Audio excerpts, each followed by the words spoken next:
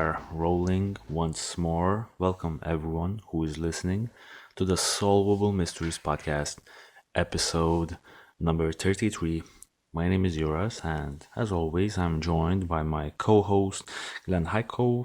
How are you feeling on this? I'm not even certain Saturday evening for you, right? Yeah. I had like a little bit of a cold this week, but it was, I guess if you had to have a cold, this was the one to have. It was way mellow, but at least it wasn't the coronavirus, right? Well, you can never be sure, right? I mean, Yeah. or maybe you can. I feel like everyone who gets a sore throat or anything of that matter sort of gets a little bit panicky, right? Because obviously the current situation is that the coronavirus has really, really similar symptoms to the common cold and things that you would get on a regular basis. So, but that's a whole nother topic. Today we're here because we're going to be delving into a very interesting, I guess, topic. Can't really even call it a case. It's like probably multiple cases. Well, we're going to be talking about the MK Ultra project. I guess you're the expert on this topic here on this podcast. You actually read a book, not necessarily about the MK Ultra, but just in general about like the CIA activities and so on. So, I mean, if you can just quickly introduce, our audience to what MK Ultra was, actually, what the thing was.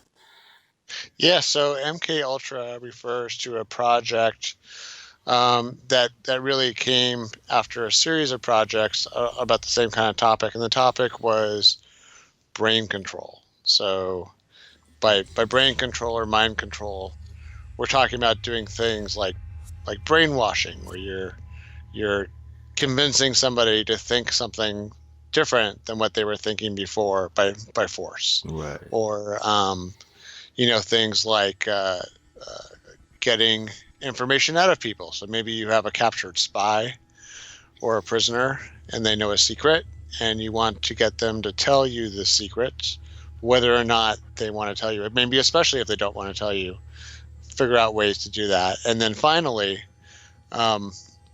this seemed to be really important, I think, especially as they did these experiments and they were worried about people blabbing to the press or to the public about it, whether there was a way to give somebody amnesia, so to wipe their memory almost like you would wipe a hard disk or something, or a phone, right? Yeah, I Like a mean, computer. would make sense, to go that route if I was.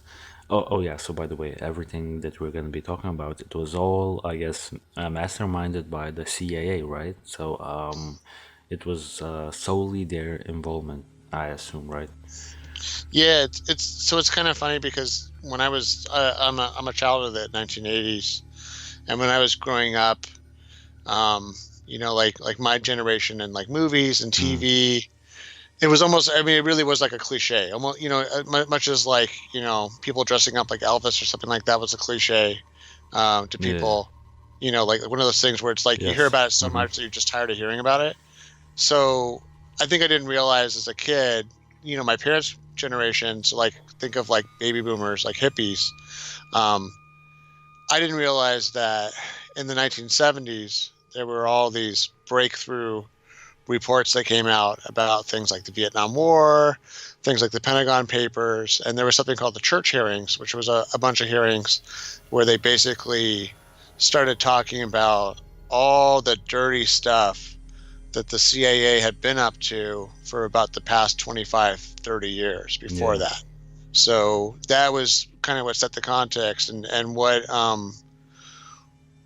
some of what we're going to talk about today, I think, was really um, pointed out to me by reading a book called The Devil's Chessboard. And when I got this book, I read it last year. And when I first started reading it, I was kind of disappointed because it starts talking about this Alan Dulles guy, and I was like, well, wait a minute. I wanted a book that was about just the CIA. Like, I don't want to just hear about one guy at the CIA. I want to hear about Mm. like all the stuff the CIA was up to. Oh, well, it turned out I had no reason to be disappointed because the guy that this book's about, who was the director of the CIA, I think, for like something like 12, 15 years. I'll have to I'll have to look up again what it was, but it was for a good period of like good portion of the post-war period where this guy was in charge. I mean, under like Eisenhower and under Kennedy, and I think also the end of Truman's presidency. Right, like Um, from the Wikipedia, it let's seems that say, he has been in office since 1953 until like 1961. Is that correct?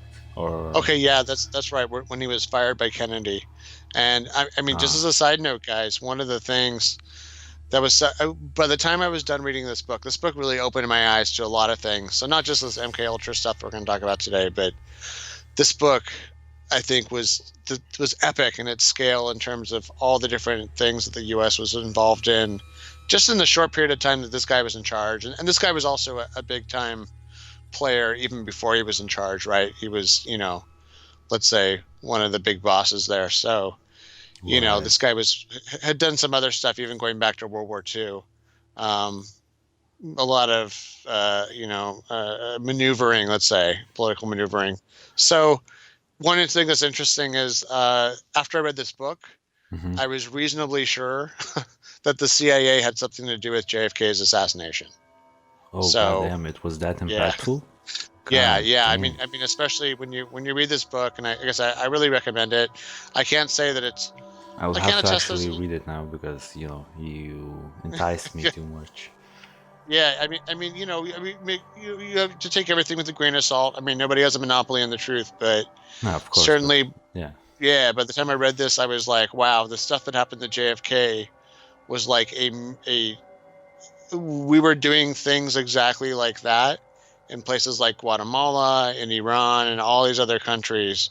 So it was almost like, you know, if you were good at building bridges or building skyscrapers and doing something like that was something that the CIA got to be really good at. So Mm. just, food for thought. I mean, Uh, this book. I will have to read this book before we do that big multiple part Yeah. series about the JFK assassination. But that's definitely in the works for future episodes. But yeah, I mean, okay, and I had no idea that that was just what I mean. I've heard about this book before, definitely. Yeah.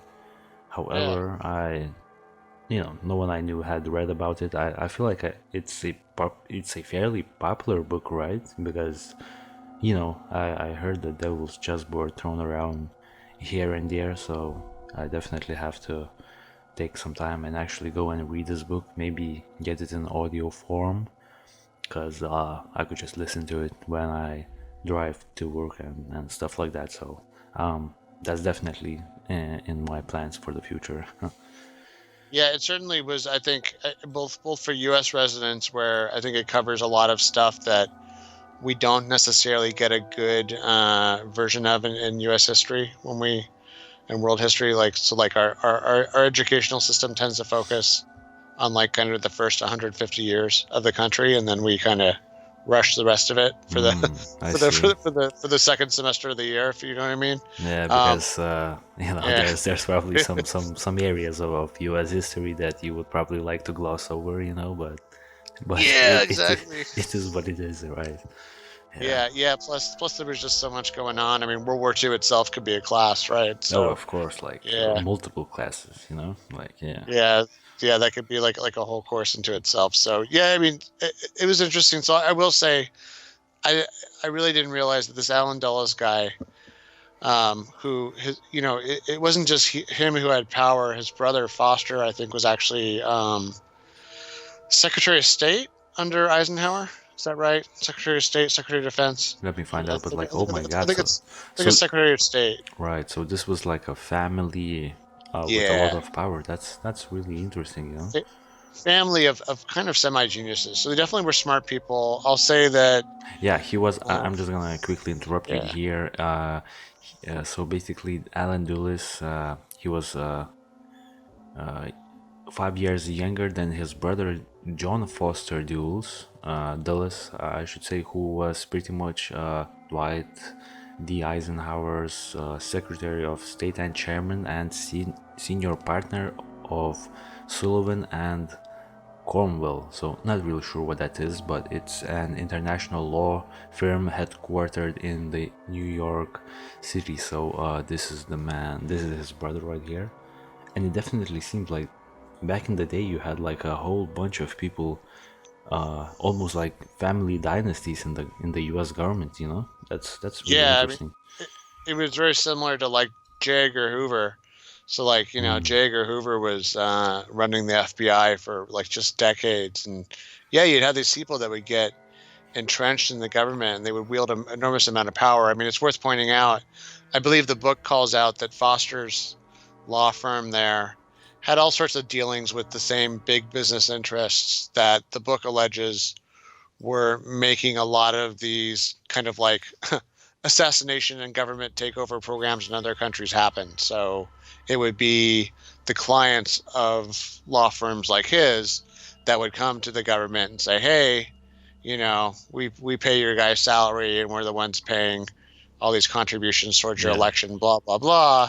And so when this dictator in this country, not even a dictator, this democratically elected leader threatens our interests, like this would be the group of businessmen and business interests that would make us suddenly intervene and get the CIA involved and get the military Whoa. involved, etc. So It's so yes, it's so interconnected. Everything, it seems that everyone knew each other, and it was just I guess it was a few handshakes away before things really started moving. So I guess that's one of the reason why we had all of these CIA projects and things like that, because everyone in top positions pretty much knew each other, and it was like all the details were discussed behind closed doors, so you could essentially have things really happen efficiently, and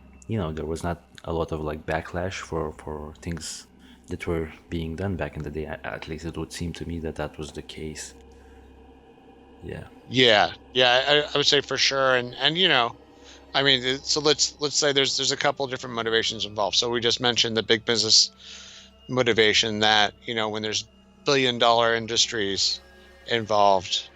I mean, of course, there's going to be conspiracies and government aid. It's worth the time, right? Of course, yeah. Like even millions of dollars are worth it to chase. So imagine when billions of dollars of entrenched interest are involved. This is going to be a good motivating factor for even government agencies that are essentially working for these interests to start looking into, let's say, Mm, yeah. solutions to their problems, I mean, yeah, right? makes So perfect then sense. that's one set of interest, and then the other thing we should really mention here is starting at the beginning of the 20th century, um, there were kind of these twin threats of like there was a lot of politics going on because you had Karl Marx and is it Engels who wrote Das Kapital, and who there were these social movements like socialism and communism and anarchism. um, and it's kind of funny, like anarchism especially looks kind of quaint now, like whenever we hear someone saying they're anarchist. I mean, they kind of seem like a dummy because there really isn't any such thing as true anarchy. But Of course, it's like actually impossible. yeah, you can't, right? If you really think about it, it's like it's like back in the day stuff. It's like something that could be feasible in the Stone Age, Yeah, essentially, right? But like now, it's how would that even work? I mean, I'm sure some people have like really in-depth theories on how to make it work, but like personally, it's it's just like yeah, I have no idea how to make that work. I mean, all it takes your us is like just think like if there was some kind of breakdown of order, all it takes is like you and me deciding we're gonna team up together against everybody else, and then there goes your anarchy, right? Yeah, Look, like yeah. we'll just So yeah, it's like like we formed a coalition, yeah, and now your it's anarchy is threatened by us. So yeah, but back then there were people like. So between the communist revolution, which first there was socialism and there was the threat of communism, and then communism actually overthrows Russia during World War One, and I that feel like it was a little bit prior, or wait, was it? So Lenin had been thrown out of Russia prior to that because there were Oh social yes. forces. Yeah, but it was actually during the war that Germany smuggled Oh yeah, Lenin, yeah. My yeah, bad.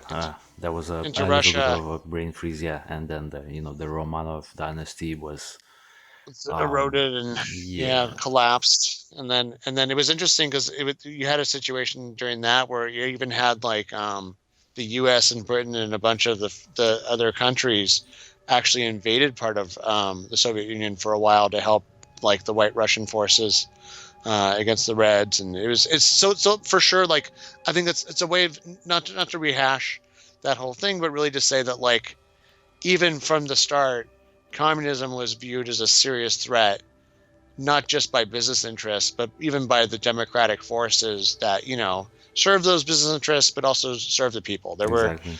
There were lots of reasons to fear communism, and big business was probably one of the biggest cheerleaders in terms of fighting communism. So what happens is all those other intervening years between, there's a lot of like, there were people that kind of courted socialism and there were kind of like secret communists, not even secret communists, or people that were very pro-socialist and pro-communist in the United States during like the 30s during the Great Depression.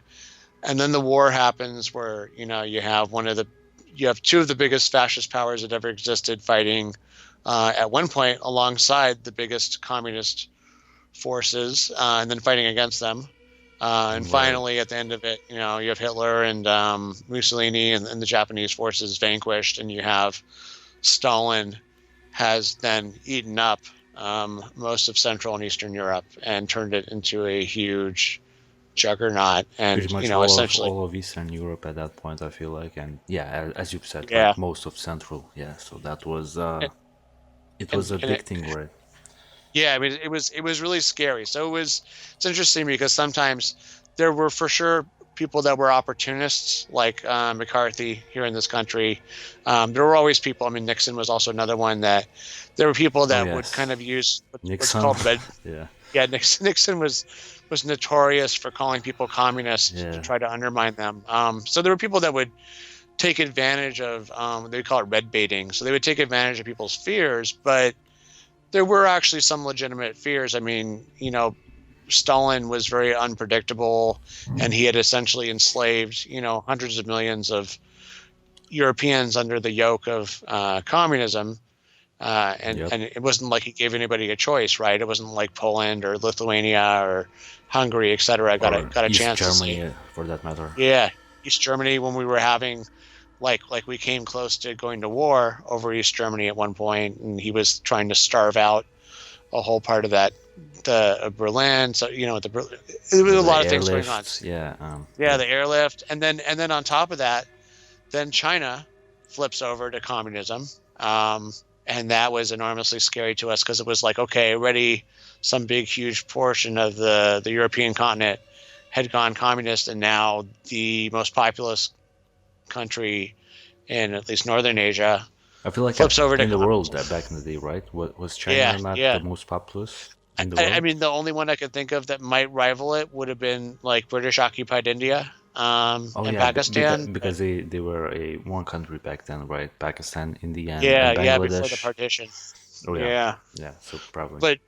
but still, it's scary. And then in the middle of that, um, there's the what we call the Korean conflict, which is where North Korea, which was in which the Korean Peninsula was in the middle of a civil war. The communists backed the North, the UN and the US backed the South, and we had a pretty awful war. I mean, the US by itself lost something like 50,000 dead Jesus to Christ, that's so. that conflict, Yeah, and the Koreans themselves probably lost millions. It probably still goes down as one of the worst civil wars in world history. has to be. I mean, whoa, fifty Yeah. thousand dead.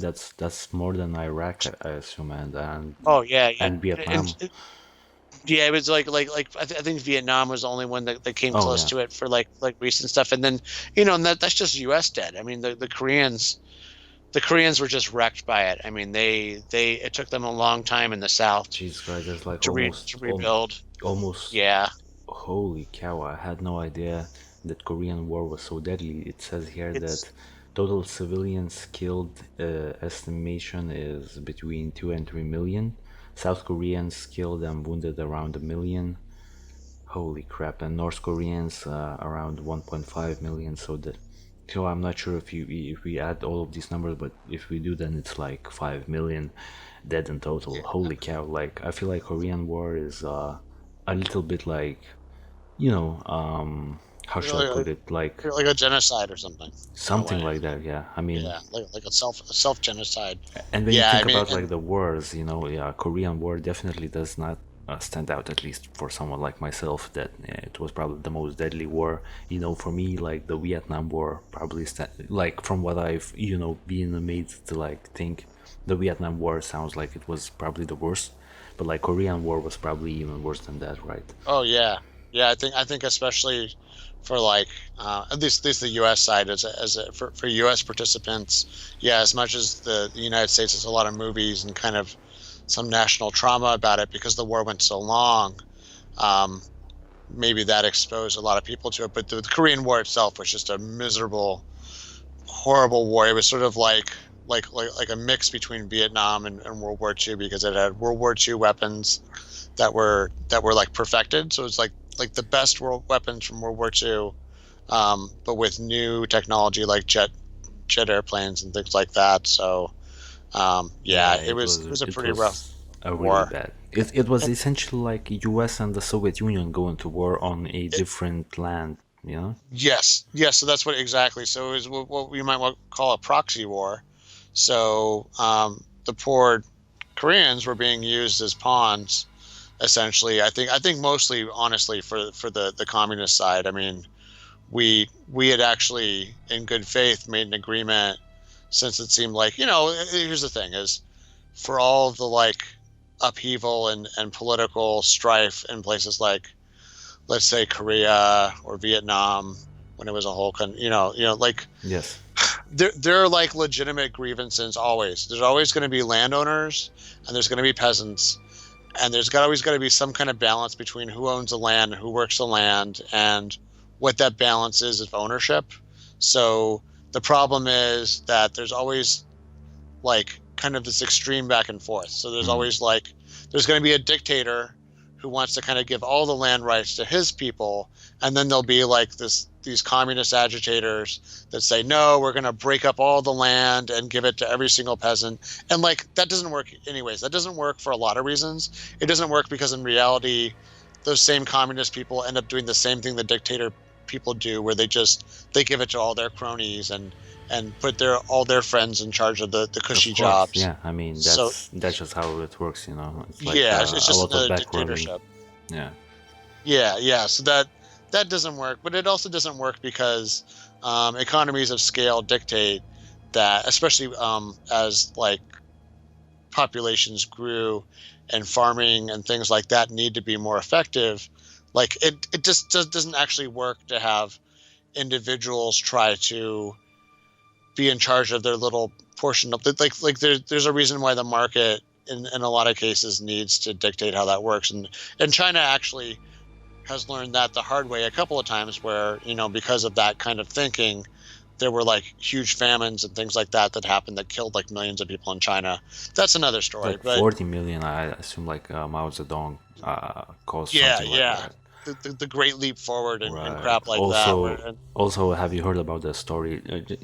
Probably the last thing we mentioned about this war before we move on to the MQ Ultra details. There was this thing in China where there were these like fields of like I'm not sure if it was rice fields or it was like some other grown things, but there were these like birds, like not necessarily pigeons, but some sort of birds where like they were eating up all the crops. So Mao Zedong actually ordered people to kill all the birds by like making sounds and stuff like that. So the birds were like in panic, and the I guess Chinese people were making these sounds with their like cupboards and things like that the whole 24/7. So all the birds from panic essentially die off, and now the natural cycle of crop production is messed up because the birds don't eat all the, I guess, insects and stuff like that sort of kill off the crops.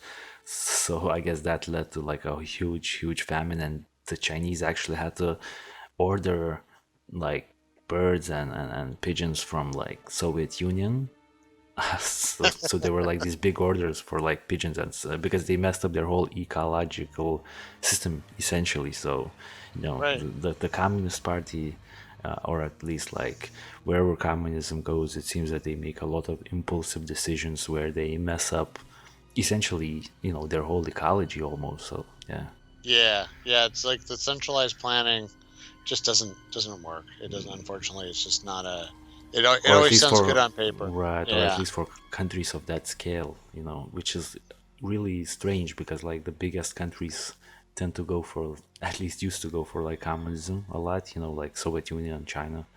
But it would, on paper, it could probably be a lot more feasible, even still completely impossible, but feasible for like smaller countries. But it's just unfortunate that these big countries take up communism, and then instead of just a little amount of people dying, there's like tens of millions of people dying from starvation. The same thing happened Right. in Ukraine with Soviet Union, where like millions of people died because of starvation. So yeah. That's right. I think some of that was under Khrushchev, actually, and once again, it wasn't even. I mean, for sure, there was some intentional stuff under Stalin, but I think the stuff under Khrushchev was just like Just negligence and right, incompetence. Like yeah, just yeah. yeah, I not mean, not even Stalin yeah, was just evil. Stalin was yeah. just doing that intentionally. I think all the other leaders after Stalin just messed up. Just Just couldn't. bunglers. Yeah, Yeah.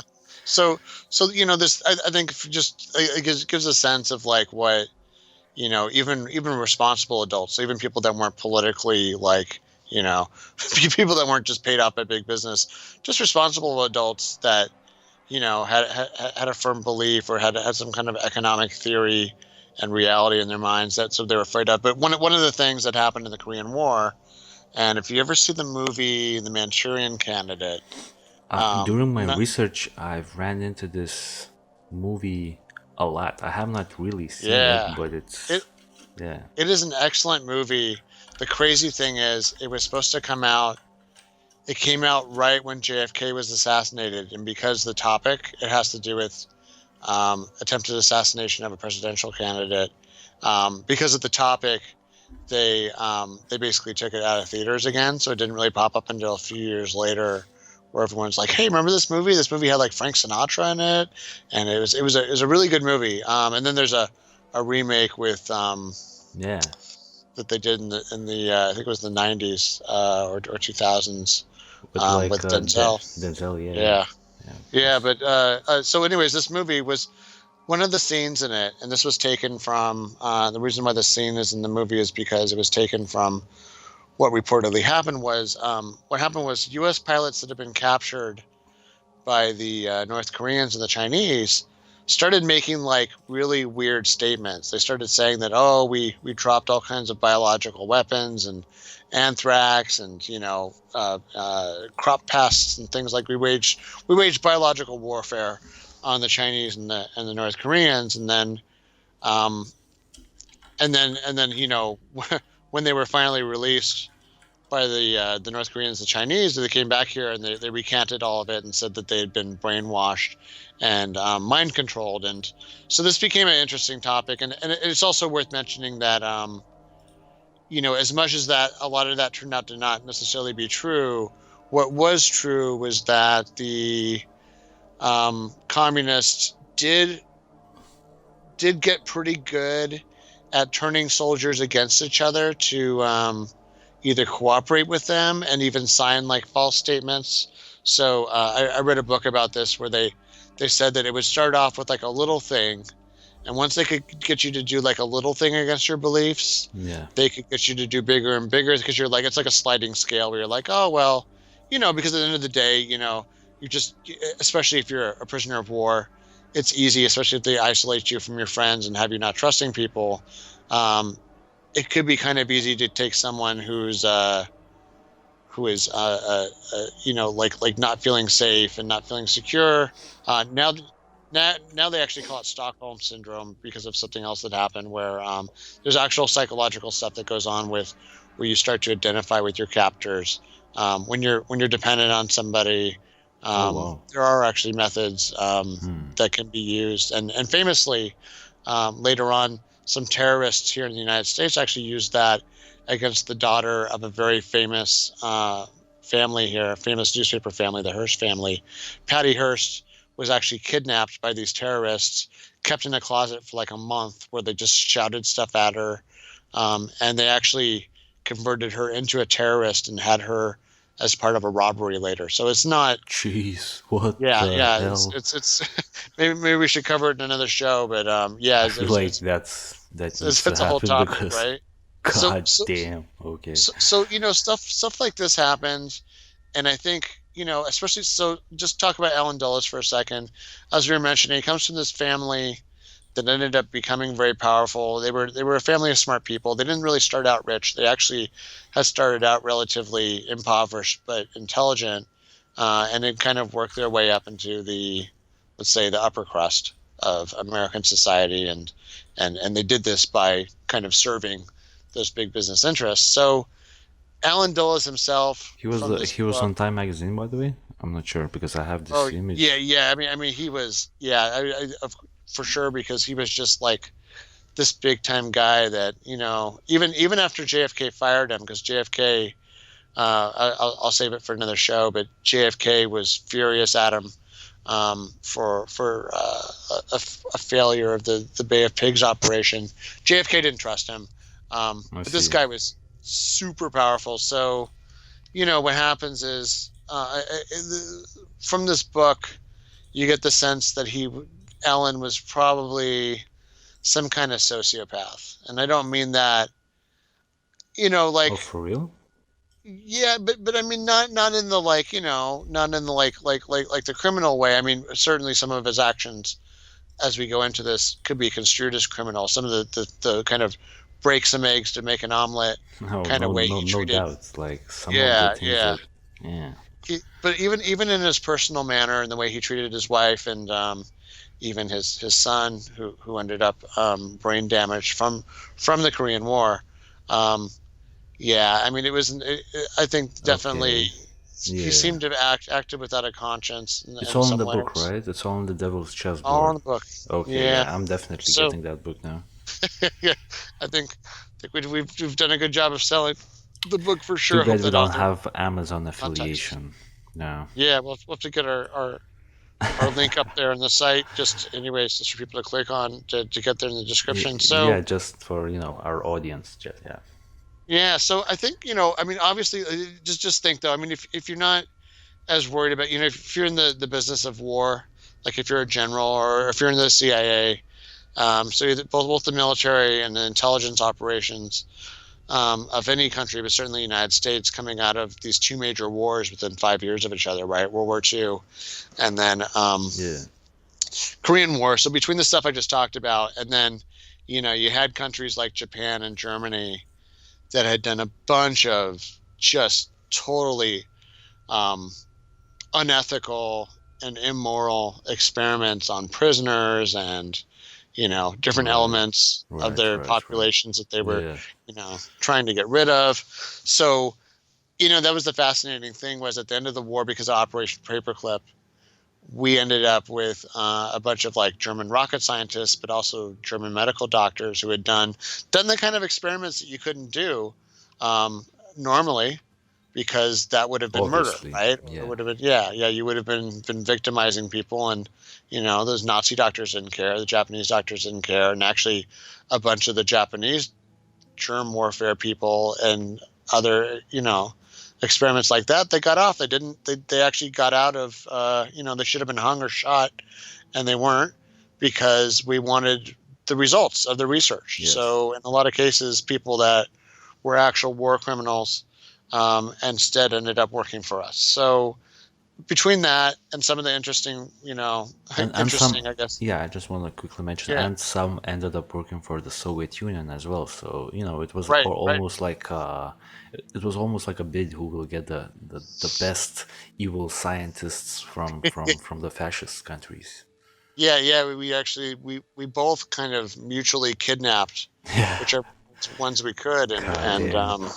yeah, yeah. It was. I mean, for real, it was literally like that. I mean, there's a book where they talk about how during this whole process when we grabbed a bunch of them, we even bugged the houses that they were staying in while we were kind of moving them, getting them into our whole system.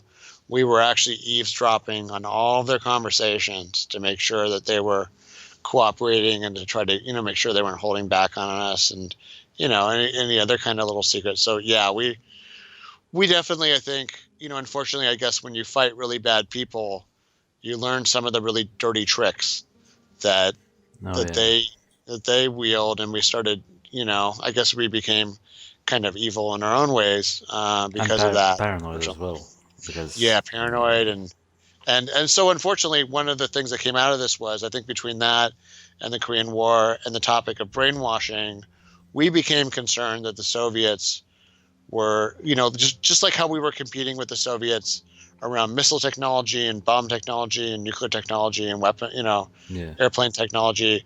Well, we thought maybe there was something to be learned in mind technology. So, what, like I mentioned, there were a bunch of projects that they queued up, and there's a whole bunch of names I'm going to throw at you, and the real significance isn't really them on an individual level, but it's really just to understand that there was, if you think of like any kind of series of projects or goal, there were a series of projects that, like, now if it was software, we'd call it like alpha and beta testing, where you had something called Project Bluebird, something called Project Chatter, something called Project MK Naomi, MK Often, and there was a Project Artichoke.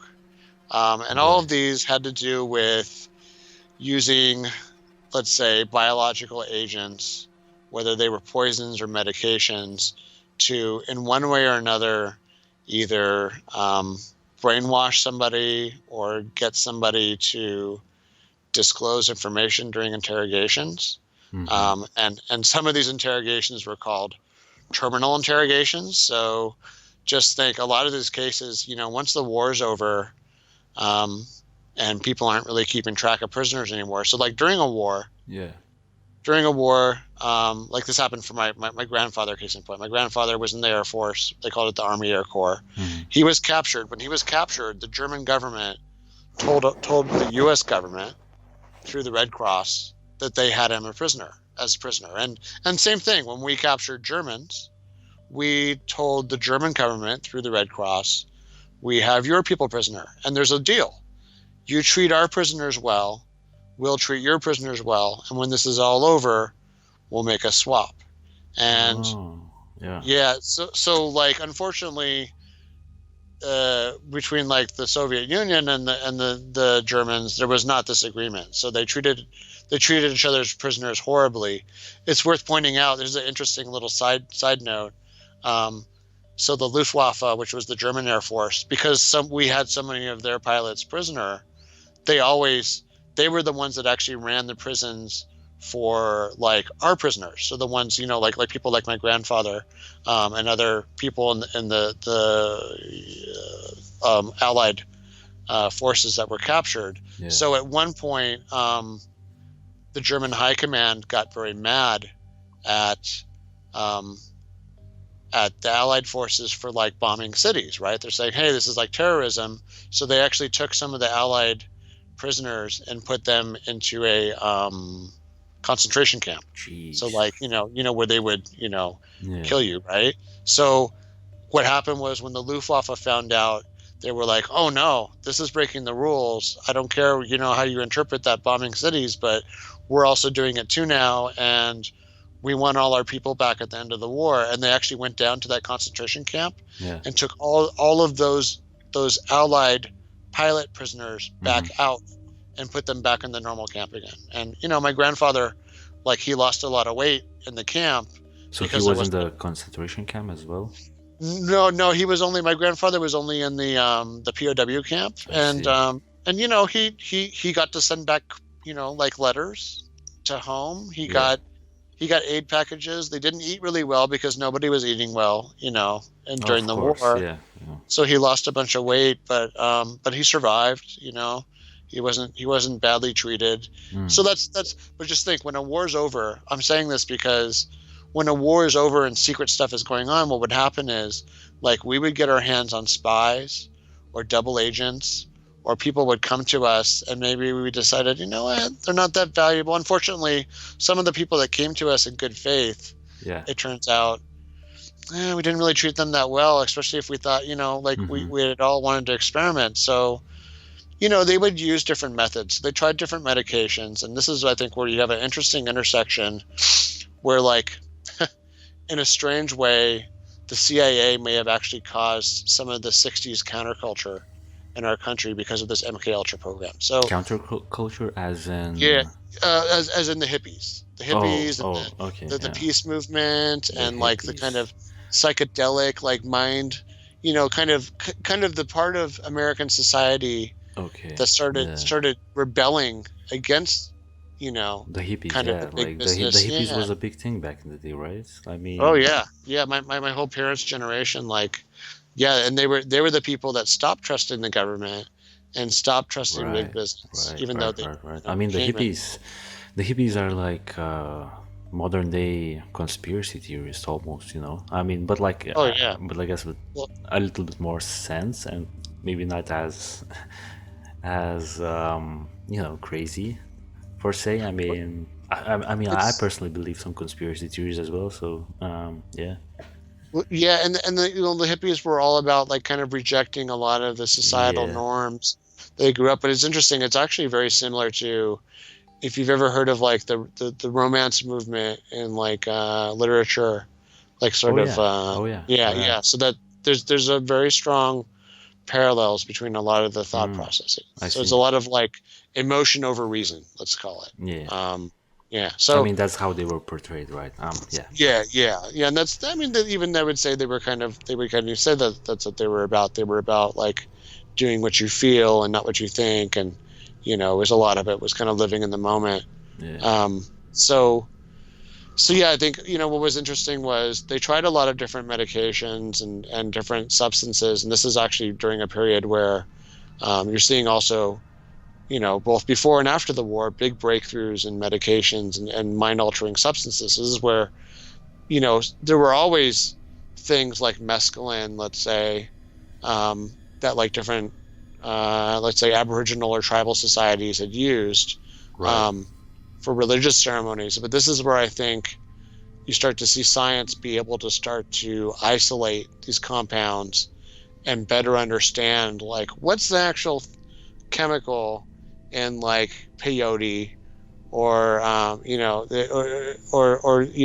these other different substances that make it happen. So one of the ones I mentioned to you before our call was sodium pentothal. Is that what it was? This So thing you right see this, here. Yeah. yeah, you see this show up a lot in movies. So a lot of times you'll say, "Oh, we gave you the truth serum, and now you can't hold back. It's going to make you tell us all your secrets." And that was always, Yeah. there's a little bit of truth to the idea that like if you take somebody and you pump them full of like some mind altering substance, so whether it's alcohol or opiates, or in this case the sodium pentothal.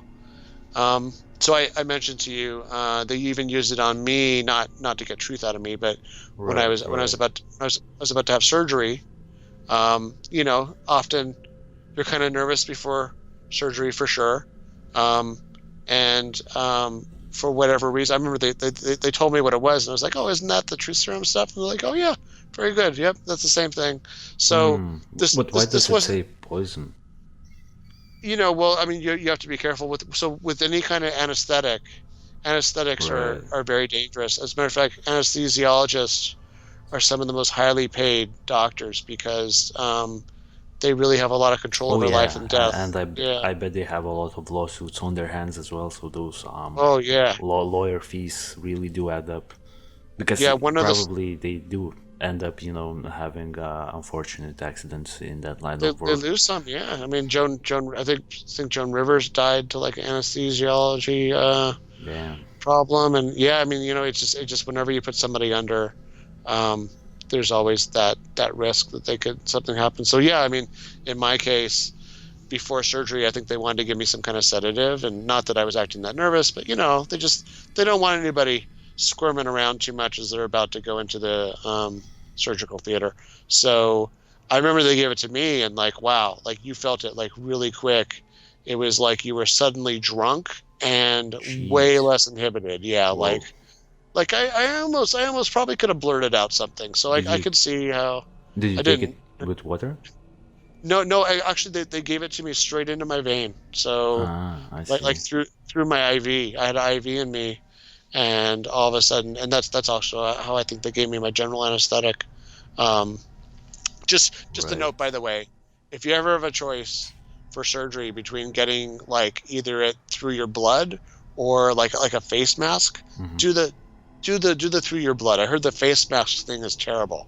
It's like a tube goes down your throat and all kinds of Uh, crap. So nah. yeah, do the Yeah. tube. I'll have Uh, that in do mind. the, Yeah. yeah, do the IV line. It's much better. So yeah. So anyways, things like that, they'd use and experimented, and certainly they've had some kind of effect. So what was interesting was right around this time, there's a new substance that comes, and its full name is what is it? Lysergic acid. Is that what it's? I'll soon tell you what it Yeah. Let's go look was. up. It's known. It's called lysergic acid diethylamide or something of that sort. Yeah. Lysergic acid diethylamide. That's how So I pronounce it. so this was something that LSD had come. essentially, right? Yeah. LSD, yeah. So this, and we're saying this because not everybody, even though we kind of assume everybody knows what LSD is, but it is worth recapping real quick what it is because, especially for anybody that's younger or anybody that's been sheltered or who might be listening from a country where, I'll say even now, it's not it's a substance here in the United States. It's highly illegal, and it's No much doubt. harder. Yeah, yeah, way harder to get your hands on than some other illegal narcotics. It's not manufactured very easily, and it's not manufactured very often anymore. And in fact, it's funny that this program actually they think is what helped a lot of future hippies get their hands on it was actually because of this program. So what happened was there was this lab in Switzerland, and they were researching something else entirely. They were trying all these different kinds of chemicals, and like any kind of chemistry lab Right. that's manufacturing something. I think I can't even remember what the reason was that they were making it, but what happened was the chemist accidentally got some of it on his hand, and Oh, goddamn. yeah, and it was like a significant amount. It turns out LSD is extremely potent even in small amounts, so it's very Goddamn. easy. Yeah, it's very easy to get a much higher dose than you would want to, and that's why it's very important how it's like By even the way, even yeah, hand. Yeah. yeah, I just found the man who was essentially credited for inventing it. So it was Albert Hoffman, and he Yes. was a Swiss scientist known best for being the first known person to synthesize, ingest, and learn of the psychedelic effects of LSD. Hoffman Yeah. was also the first person to isolate, synthesize, and name the principal psychedelic mushroom compounds psilocybin and psilocin. So I've heard about these. These are basically, the so-called shrooms, and Oh, he psilocybin. Yeah. yeah, and Yeah. he authored more than 100 scientific articles as well as numerous books, including LSD, Main Sorgenkind. So, some German names. My Problem Child. Okay. In 2007, he shared first place with Tim Berners-Lee in a list of 100 greatest living geniuses published by the Daily Telegraph newspaper. He has died in 2008, and he died at the age of 102. So who knows? Maybe Wow. LSD actually helps you live longer. Yeah. I mean, certainly, maybe he found some peace of mind Yeah. because yeah, one of the so real quick, the funny story about him is that he had been synthesizing it, I think, for some whole other purpose, like something industrial, and he accidentally gets some on his hand, and he starts feeling ill, like just a little bit nauseous. It turns out this is actually one of the indicators that you're starting to get high, not just for this, but other things like mescaline, Right. is that, psilocybin, is that in plants like mushrooms, it's actually meant to, and the same thing for peyote with mescaline. It's actually meant to make the animal not eat it anymore. It's actually a warning sign from your body that you've been poisoned. Because in a way, these things are all they are actually a kind of a poison that's meant to Yeah. scare off different animals. That's why like certain frogs and stuff also have substances like this in them. It's trying to it makes the animal so stoned that it can't eat you. So Right. so what happens is he starts to feel ill, and he gets in his bicycle and he's riding home, and he just starts tripping his ass off. Like he is Oh just my god. he almost falls off his bike. He's so Jeez. stoned, and he goes home and he lays in bed, and he Yeah. is just has these thoughts going through his head, and he's reliving, like he's having like these epiphanies, and all this stuff's going on in his head, and he's seeing things, and then the next day he feels great, and he's like, wow, that was not expected, and he does it again, and then Of the course rest he the rest does. is history, right? So Yeah. here's the interesting thing: is this substance was actually legal for a really long time. It's just a normal human being, in the Oh United well. States, you could actually order this stuff. Yeah, Holy crap. you could get your hand. People used to have parties and things, but before this, and they think actually this is part of the reason why it became such a widespread substance was, the government, and what happened was a couple of this program, this MK Ultra program, which comes out of these other programs where they're trying to, Holy crap. mess Just humans up. a really quick interruption. This is Yeah. Albert Hoffman in 2006, and he was 100 years old at that point. He looks really good, you know? So Oh maybe yeah. there's something to this LSD mushroom Well, situation that, I'm definitely looking forward to investigate one day, hopefully. yeah. I mean, so this. I mean, since we're talking about it, it is worth mentioning. I mean, psychedelic experiences, especially if they're done in the right circumstance. So psychedelic experiences are interesting because I've heard from people that have done shrooms or things like that, and Yeah. sometimes it can go really badly, and it can just Oh, be like a yeah. nightmare. And Schizophrenia sometimes, inducing. yeah, that's the one interesting thing is because of the kind of loss of reality Yeah. and strange thinking, and it often it does seem to permanently change the way people think about things. It seems like for people that are either have a history of schizophrenia in the family and may actually be schizophrenic themselves, but have not yet demonstrated it has Science. not Yeah. emerged yet. Yeah, it seems to like accelerate that process. So it seems like, and it's not just LSD or shrooms. I mean, even marijuana. So even marijuana has the potential in some people. Like marijuana has drastically stronger effects in some people than others, and like Yeah. I've known people who have had big freakouts, like they were on something like LSD or psilocybin on marijuana, where like I had to like one person I had to pour cold water on her head and then put her in a cold shower, Holy and then crap. yeah, from marijuana, not From even. weed. Oh my god. Yeah, Yeah. from weed. I mean, someone else claimed that maybe the weed was laced with something, and Could be. maybe it was. It was. Actually, it could be. Yeah. If it's like Yeah, tainted, then you could have like really, it could have really been. disastrous effects. Yeah. It could have been disastrous or really great. Yeah, depending on Yeah.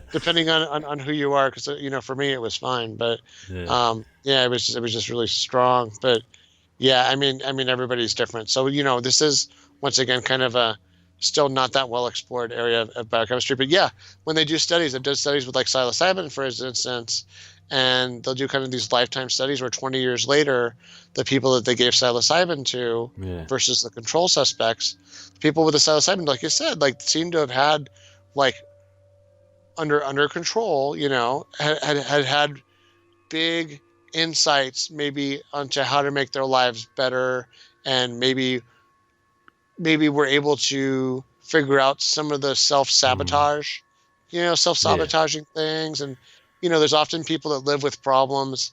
And and here's the other thing is it's even they used to use it for a while to help cure alcoholism and things like that. So whatever it was that was making you Psychedelics? drink. Jesus. Yeah, Yeah. yeah, like there were actually famous movie stars who were alcoholics for different reasons. Like whatever's Hmm. making you drink, not just the drinking itself, but like the problem in your life, or the bad memory, or the bad upbringing, or the thing you're mad at your dad, you're mad at your mom, you're mad at life, and then you would do like LSD or some other very Right. strong psychedelic, and you would have like this really intense. I read like case studies where like there was this one kid, this grown up adult, actually this problem adult, who just didn't want to grow up, and he was like living at home, and he wouldn't get a job, and he was just all these problems. And finally they took him to the psychologist, and they gave him like a really strong like LSD dose. And the guy just, he had like a heck of a time. You could tell he was, when I read this case study, he was having like, he was going through all this stuff in his head, but he wouldn't show it. He was really stubborn. Yeah. But then the next day, everything's great. He goes, he gets a job, and moves on with his life, gets married, has kids, like this like problem adult, whatever it was that he was mad at in life, he had kind of gone through this. It's Yeah. funny. It's even worth mentioning. Like I should have had you tee this up, but if you look up like Moody Blues, Okay. and you Give look me up, one sec. Yeah. yeah, Moody Blues was a psychedelic band from the '60s, and I think you look at the album covers, I think it's very reminiscent of like the kind of thoughts and revelations, I guess, that people would have when they did this stuff. So it's funny, when Hmm. I did this show, I didn't really Were mean. these guys really into like doing drugs and psychedelics? Oh yeah, everybody back then, all these bands. I mean, some of the Elton John record covers too have that kind of look, like kind of shroomy look to them, Yeah. not as LSD'd out, but Moody Blues, some of the covers, Oh um, yeah. It, yeah, it, looks. it I'm all not sure seems if I'm. like they're, you I'm not know, sure if I'm seeing your screen right now. are you not? I'm seeing you, but I'm just not seeing. I might be looking at the other monitor. You okay. I'll figure this out. I'm pretty sure I've shared the same the correct one. Wait, let me just quickly I guess switch it up. But yeah, so yeah. Yeah, so yeah, I mean, if you look at like the movie, but so anyways, yeah, so on one hand, that's like the positive side, but on the other hand, they thought that when you had, so the bad trips I alluded to. So I think their thought was you could use the same LSD trip to, in these different programs, the ones I mentioned, and specifically, I think Artichoke was the one where um, they decided, hey, yeah, so like try some of the later covers. There's one with like people on it. It's really weird. Like So just by the way, can you see the screen? yeah, Just yeah, okay. So I yeah, that probably one. messed it up. Right. So let's try searching for Try cup. try try Moody Blues album covers and just see. Yeah. Yeah, so It's the first anyways, thing yeah. that comes up. Like, oh wow, So some of them Jesus. get some of them get pretty. There's some like really really crazy ones. Some that are even more like emotional looking than that. Where it's just like it looks like somebody's having like a trip. Yeah, like that. I mean, you know what I mean? Look at that thing, Holy right? cow! Like, this is That's like somebody just thinking about. It's kind of like, you know what it is. I yeah. almost wonder if Holy your cow! body. I Yeah. wonder if your body feels like, that they say that people see their whole life flash in front of their eyes. Sometimes during when like they almost die, Oh yeah. and it makes you wonder if that's what's going on. Right. I If mean, like your body's poisoned and your body's freaking out, and your body's like, oh my gosh, like let's just recap everything that got us to this point, yeah. and maybe that's what's part of the psychedelic experience. So I think that unfortunately for a bad trip, you could also use that, right? So,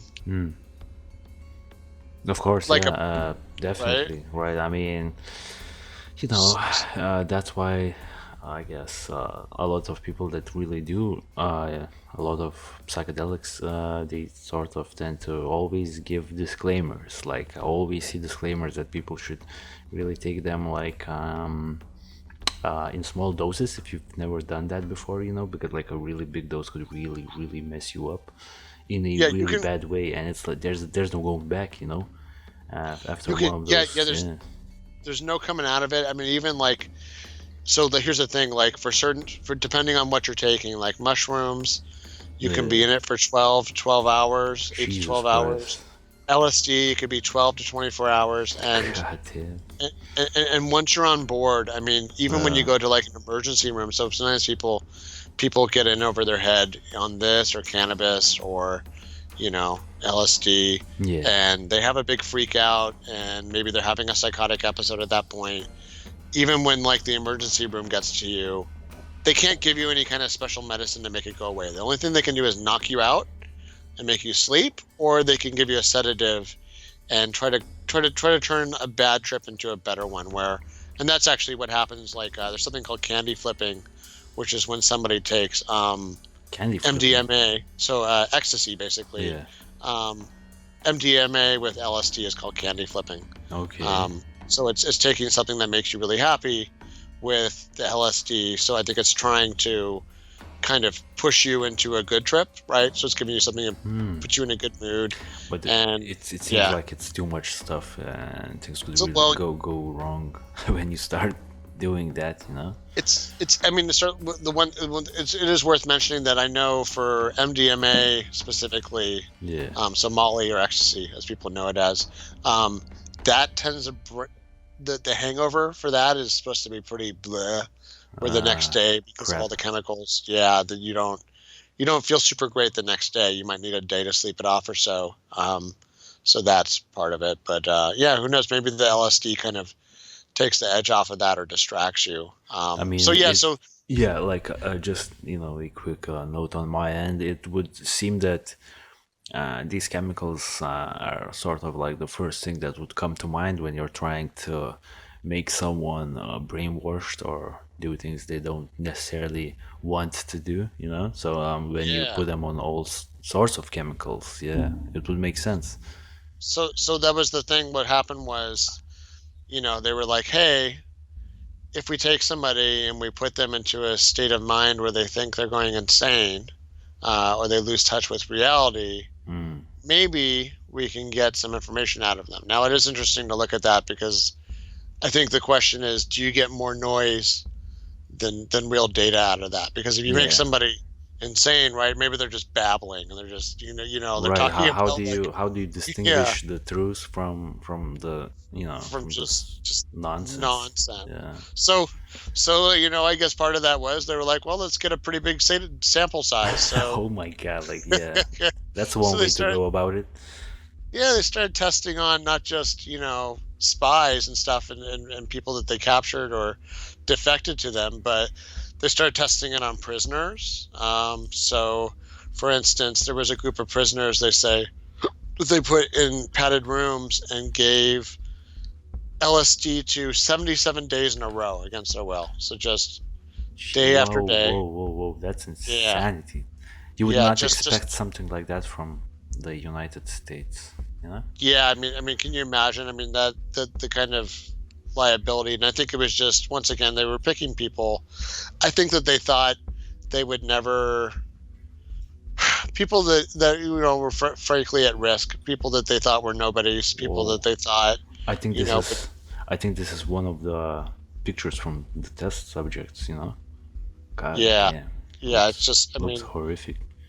can you imagine that? That's probably my worst nightmare there, being like constricted and being forced to do that. I Yeah, mean, that that's that that's yeah, that's just as bad as it sounds just as bad as some of the other tests that were done during the Second World War. Yeah, that's yeah, just yeah, horrible. to like people in concentration camps. I mean, so Yeah. they had things like that. Then there were some other interesting ones. So One of them was, because once again, like they're trying LSD, and I think, to your point, or to our point, like trying to figure out, like, at what point someone is insane. What happens? Can you erase somebody's memory? Can you make them lose their mind? Will it kill them? Can you get them to tell you things that are real?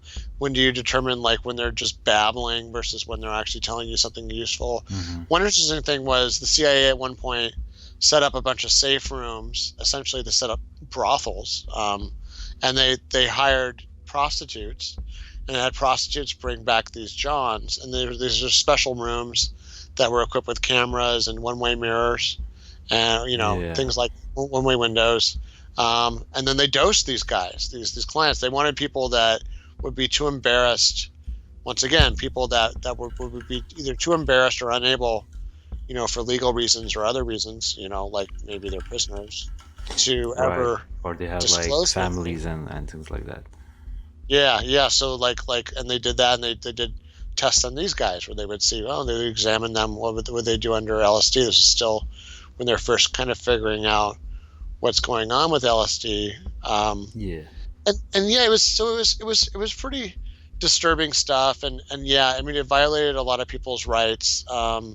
And they think that it wasn't just these LSD tests. So these programs, there were a lot of these programs, and MK Ultra was sort of the last of the big ones. So there's allegations this kept going, but they were pretty widespread, and there were different variations. It wasn't just LSD; it was other drugs. And it's worth mentioning that this wasn't just happening at like prisons or places in the U.S. So like one of the dirty secrets from the War on Terror that we had was that we had what were called CIA black sites. So CIA black sites. I've heard about it, but I can't. But I don't really know what that means. So yeah, what it meant was, let's take for instance, like, suppose we capture a terrorist, and if we bring that terrorist to a U.S. base or to like the USA, to the U.S. territory, well, all of a sudden they're going to get rights. They're going to have rights like people in the U.S. have. So like even you're us, like suppose you're us, you come to the United States, you're a tourist, and something happens to you, like someone accuses you, or someone did something to you, or whatever happened, some fingers get pointed at you. Well, you have rights. Even though you're not a citizen, you have rights. You have rights as someone within the borders of the United States to not testify against yourself. You have the right to an attorney. You have all these different rights that you have. Well, that doesn't really work with the CIA, Yeah, with the CIA, CIA is not about that, and like the War on Terror. Well, CIA is not about that when they want to do when they want to get information out of somebody, and that was even the case in the War on Terror, and even now. So there's what they call CIA black sites. So CIA black sites are like these secret, kind of, let's call them jails, really. Kind of like detention centers. I have a map of all the countries that had essentially that had the CIA prisons. And look who we have here, a small country of Lithuania. Was also exactly. And it was Poland. It was so anybody that was friendly with us, and even places that weren't that friendly with us, like I think Syria and Jordan, I mean, Jordan's friendly with us, but so at the end of the day, by the way, this is the house that the CIA built from scratch in the middle of the forest, and this is where they detained this man that you are seeing on the top left corner. And so basically they built this house from scratch. It was in the middle of the forest, and they made it seem that it was just some sort of a cottage or something like that, until someone figured out, I assume, that this place wasn't here like last year. So how did they make just a random building in the middle of nowhere in the forest? Yeah, and then where did all the funds for that come from, and who's paying for the overhead, and who's living there, all the logistics? What's going on in there? So it looks like a big place too. Look at that big old driveway, for one person. So that's like interesting, or maybe for multiple ones. Right. So case in point. So it was interesting because I think before the War on Terror, 9/11, and all that stuff, this wasn't really something that the average American knew about, but apparently they'd always been around. So there were always these places, and just the war on terror is where they just got amplified, where there were so many more. Yeah. Where, you know, you have somebody you want to question, you don't want to do it on U.S. territory, so you find a country that's friendly with the U.S. and the CIA, and you put that person there. And then they had what were called, it was interesting when I was listening to the chapter and doing the reading, they called these things like terminal interrogation facilities, where body disposal is not an issue. So meaning that if the person died, oh well, you know, don't worry, we got this. So this is during the MK Ultra part, not even, you know, the latest war on terror stuff, where we seem to try to keep people alive for a long time and send them to Gitmo and places like that. But yeah, we're like I think honestly, if you end up in Gitmo, you're probably actually doing okay, because at least there's some eyes on you there. Like, that's public. Oh yeah. While like, you know, the thing you just showed me in Lithuania. Oh yeah. Yeah, I mean, who knows what went down in this like wooden cottage facility. I mean, they could get done with you there, and who knows what the CIA would do with your body from there, right? If you died there, oh well, you know. Who knows what actually went down in there? You know, like. Yeah. I mean, waterboarding. Yeah, it's scary. Chemical stuff. Oh yeah, they probably did everything. Yeah, so, you know, they were doing a lot of this, you know, because like I said, for the reasons you talked about, big business and fear of communism, and just honestly just curiosity.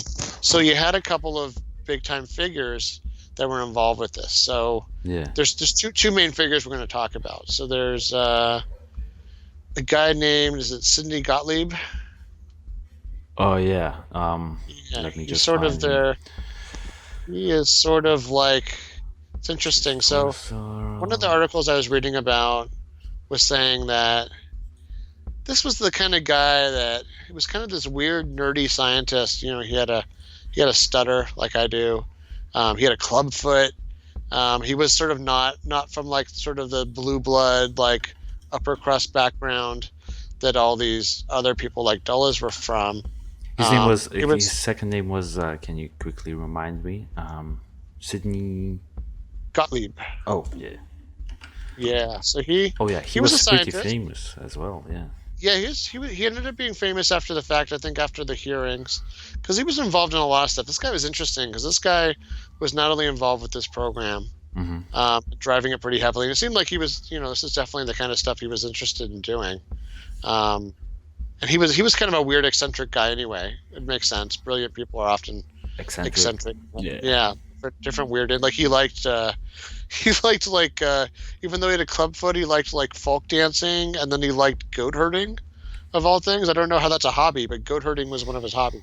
Holy crap! What? I was like, wow, that's pretty awesome. It almost made me want to look up goat herding to see like, is it more interesting than I think it is?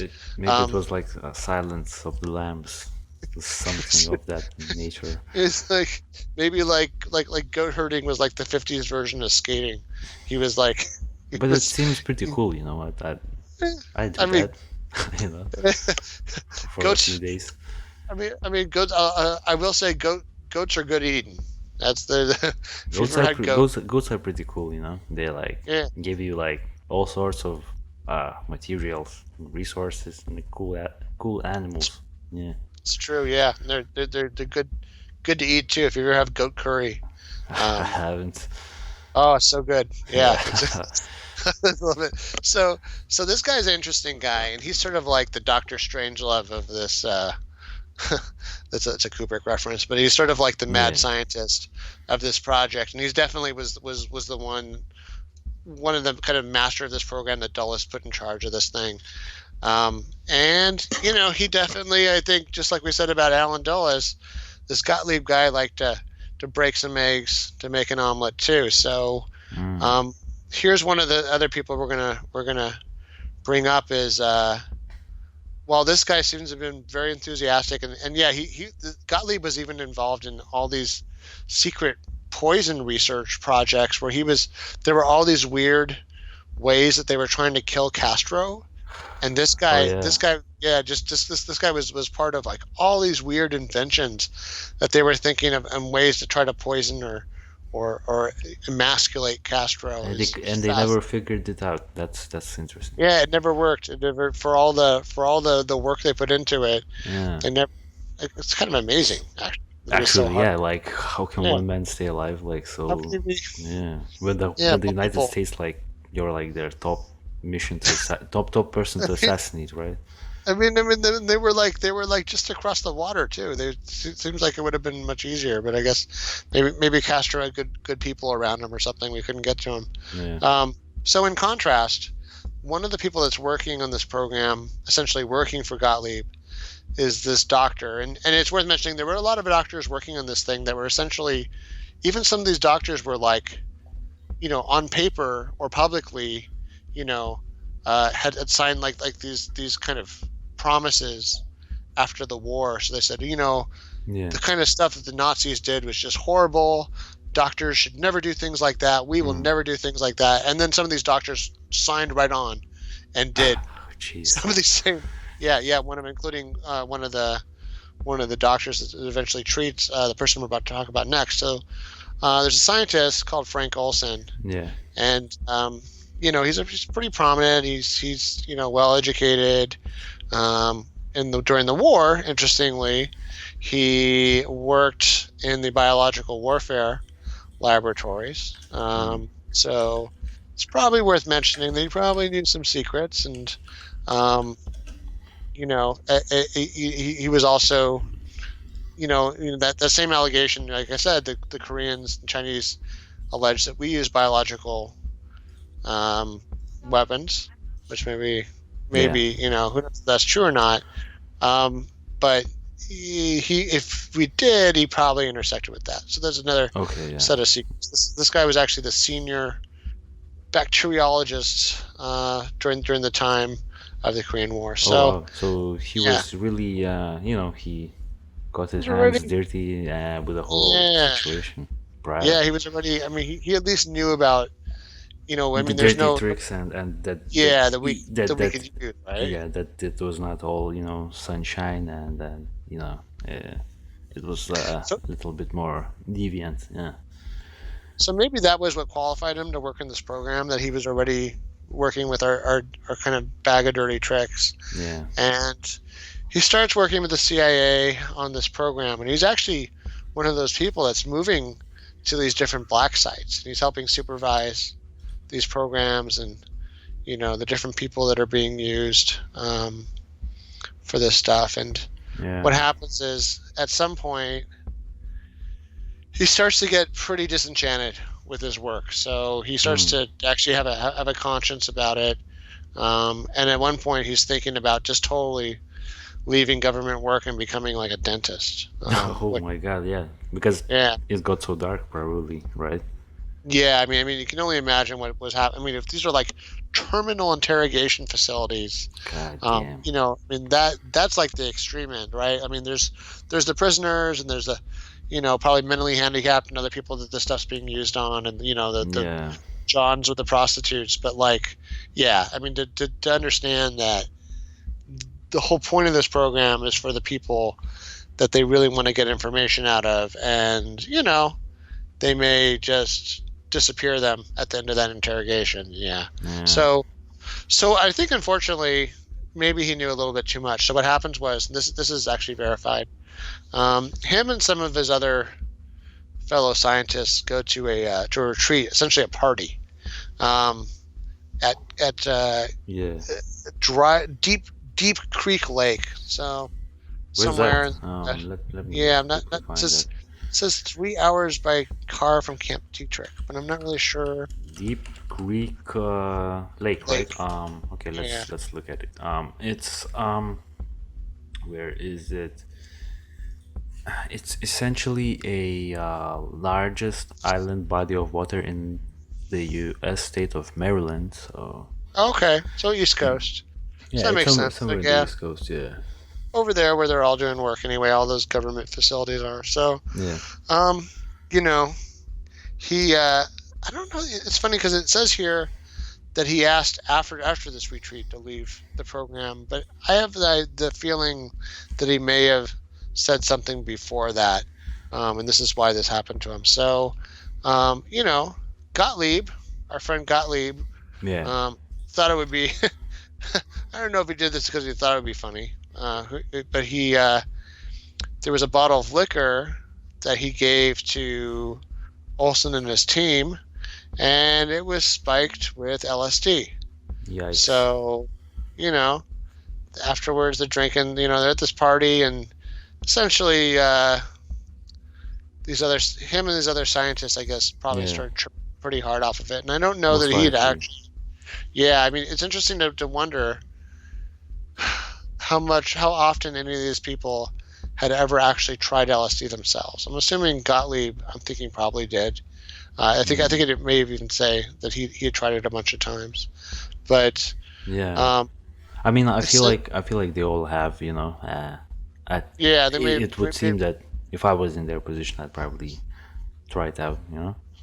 at least to know, yeah, to know Yeah. what was going on. But it was interesting because just by trying it, it might make you, because it is interesting the timing that they say like a week later he asked to leave the program. Well, that'd be interesting if you tripped on LSD and suddenly like saw that your life was a big lie and you were doing horrible things to people. Yeah. Like if you develop, maybe you grow a conscience. Mm. So Yep. anyway, he starts. Start good. Yep. Yep. Yep. So Yeah. definitely. Yeah. I mean, I had nothing to say here, but yeah, No, yeah. So I yeah. agree So with you, man. Yeah. it seemed the timing seems interesting. So yeah, I mean, so he goes and he starts to say he's having self doubts and decides he'd like to be out of the whole Operation. program Yeah. and change his life. And that does sound like LSD talk. So To, that to, does sound to like become a somebody. dentist, he probably did a lot of like cutting and slicing, you know, to already Oh have yeah, like that to you have know. the qualifications for Yeah. that. Yeah, this is like an interesting change. And yeah, he must have at least wanted to put it to something good. And then it says here subsequently to all this, so like more than a week later, he starts to suffer severe paranoia and a nervous breakdown. And then so this is like the official story. Yeah. So official story is CIA sent him to New York to see one of their physicians, who's actually a allergy specialist who was one of Yeah. those doctors that I mentioned had like signed on this public declaration, never again will we do this kind of horrible research. And then he's the one that's actually working with the CIA doing this stuff. So Yeah. um, I think this is where it gets really interesting territory, because what it kind of looks like happens is, and eventually what happens is he gets kind of shuttled. Instead of putting him in a medical facility like they said they would do, Yeah. the kind of like security staff around him, who are supposedly like his minders, who are trying to keep him supposedly safe. They keep shuttling him from like hotel room to hotel room and dragging him from place to place. Hmm. And eventually, supposedly, he throws himself out of the window of his 10th floor hotel room. Whoa. Yeah. Yeah. Well, it's So, all alleged, by the way. You know. so yeah, yeah. So that was the official story, was that he threw himself out of his room. Yeah. Now, so I think here the reading between the lines part, and some of this came out of a medical examination that happened years later when they exhumed his body, because his family was pretty upset. I think his family knew something was fishy, and when they Yeah. did an autopsy later after the fact, they said it looked like he had been beaten, um, and Hmm. and had some stuff going on. Here's the thing. Holy I shit. think this. Well, that's the thing. Yeah. When you fall off a 10 story, you know, out of 10 story balcony essentially, or the window, you know, you're probably gonna have like some sort of Damage. damage to your body, to say the least. But and back in the day, you know, back in the when did this happen? The 70s, I assume, or was it like 50s? Nevertheless, they could probably not really make out what you know, did he have any like trauma, but like his body was found like out, you know, like at least like it was a fact that he fell, right? It wasn't like some sort of a backstory that he made up. That they would. Yeah, no, that's a good point. I mean, yeah, I mean, I guess they could have, to your point, like they could have beat him fatally and then placed his body somewhere and said, "Oh, look, he fell," But then what because about the window? Because it said that he fell through like a closed window, at least from what I've researched. Yeah, and it's So like, there well, could should they be have like a just broken window. Well, they could obviously just break the window. break it Yeah, with the chair or something? Yeah, I mean, yeah. the interesting thing was the autopsy was trying to say that somehow they could tell that like some of these injuries to his body happened before that, like they weren't. I guess Hmm. the type of injury, but yeah, I guess it's murky. It's I guess fishy. it's fishy. What I kind of wonder is, it's just me speculating. Yeah. So he knows what kind of stuff they've been doing to other people. All of a sudden he gets dosed, and like I said, we're not sure if he got to do it before, but probably got a pretty big dose because it was like, instead of just being like actually measured out, it's like in a loose in a drink, so it could have been a really massive dose. All of a sudden he has a big change of heart, and then all of a sudden he's being kind of sequestered. He knows too much, right? He knows about a lot of dirty stuff that's going on, and all of a sudden Mm. he's not on board, right? Yeah. So he's a threat. He's a threat, and I do wonder if they were starting to treat him with a lot of those multiple doses, and kept him dosed up, where he's like, oh my god, this is Mm. never going to end. I'm never going to get to be sober. I'm never going to be in a situation where I can like Yeah. control. So two things. So either like I could see him jumping out of a window just to end it all, because he realizes they're just going to basically, It's never gonna end. I'm gonna be tripping for the rest of my life. yeah, they're just going to basically gaslight him with chemicals, and just make him, and try to make him crazy, or Yeah. try to make like here's one interesting, the book I read, supposedly, here's how much it sounds to me like maybe they wanted him to do this if he did do it, is if he did throw himself out, was that supposedly Yeah. like the only conversation was the people that were minding him called, I forget if it was Gottlieb or one of the other people in charge, and were Mm. like, well, he's gone, and the person on the other end of the phone goes, oh, well, that's too bad. Oh my god. That's it. Yeah. Does that sound to you like people that were Not that at all. were yeah, surprised or caring about his well-being? Yeah, so that No, not really. it sounds really, either way, it sounds suspicious. And then yeah, it could have just been that they just got tired of watching him and beat him Yeah. to death, threw him out a window. So Yeah. maybe I that's mean, that's that in the just that but just shows, how actually dark the CIA could get. I mean, this is still alleged, but like, CIA is definitely not all, sunshine and fairies or whatever. It's yeah, like, your rainbows, yeah. Yeah, yeah. the one thing I thought of was, this, something like this had actually happened before all this MK Ultra stuff. There's a Okay. famous defense, secretary of defense, a really important person who worked for Truman. His name is James Forrestal. He was a really well respected. Oh wait, I have him. This guy right here, right? Yeah. He was like a really important person to, the during World War II. Even before World War II, but during World War II, he was a really important part of the Navy. And then, Yeah.